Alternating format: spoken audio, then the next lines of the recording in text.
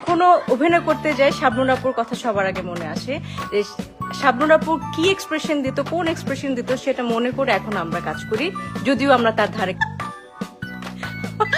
আচ্ছা, আমাদের সম্বন্ধে সবার একটা ব্যাড ধারণা আছে, সবার বলে দাও তুমি। আচ্ছা, না কোনো বাজে ধারণা নাই আমাদের।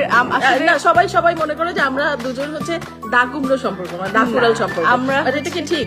আমরা হচ্ছে ফুলে ফুলে যে বাড়ি ফুলে ফুলে সম্পর্ক, আমাদের ফুলের পাপড়ির মতন সম্পর্ক আমাদের। আমার খুবই পছন্দের একজন অ্যাক্ট্রেস এবং আসলে আমরা তাকে দেখেই কিন্তু ইন্ডাস্ট্রিতে এসেছি। সে আমাদের জন্য একটা ইন্সপিরেশন এবং সে আমাদের একটা অভিনয়ের ইনস্টিটিউট।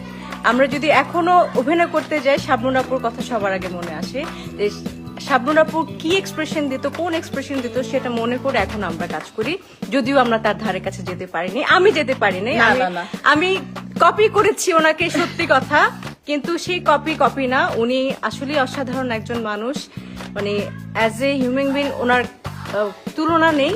আপনারা দেখতেই পাচ্ছেন, গুণ যার আছে তারই তো প্রশংসা করা যায় নাকি। সবচেয়ে গুণী ব্যক্তি হচ্ছেন উনি। এবং আমি আজকে আপনাদেরকে একটা সত্যি ঘটনা বলি।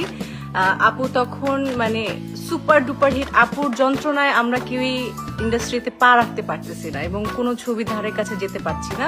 তো যখনই আমি শুটিং করতাম, আমাদের যে কোরিওগ্রাফার ছিলেন, ডিরেক্টররা ছিলেন, তখন বলতেন যে কি এক্সপ্রেশন দাও, শাবনূরের মতন করো, শাবনূরকে নকল করো, শাবনূরকে কপি করো। এই যে আমার মাথায় ঢুকছে, শাবনূরের চেয়েও ভালো নকল করতে পারে না যে হ্যাঁ শাবনূরের এক্সপ্রেশন দেখছো, ও চোখ কথা বলে, ও ঠোঁট কথা বলে, শাবনূরের পায়ের যোগ্যতা তোমার নাই। আমি জি আমি কর্নারে গিয়ে কান্না করতাম। আর সত্যি তখন থেকে হ্যাঁ, এই যে আপনারা দেখতে পাচ্ছেন, এই যে আমরা দুজন দেখো মিলে ঝুলে আছি। হ্যাঁ, তোমাদের ভুল ধারণা, আমরা কিন্তু অনেক মানে দুজন একেবারে দাকুড়াল সম্পর্ক না। এই যে বলে দিন, বেশি বললে আবার বিশ্বাস করে ফেলবে। ও সরি, না বিশ্বাস করার কোনো কারণ নাই। না আমাদের খুবই মধুর সম্পর্ক। আমরা যখন একসাথে থাকি তখন অনেক ফান হয়, অনেক মজা হয়। আসলে এটা কেউ জানে না, এটা হচ্ছে পর্দার পিছনে।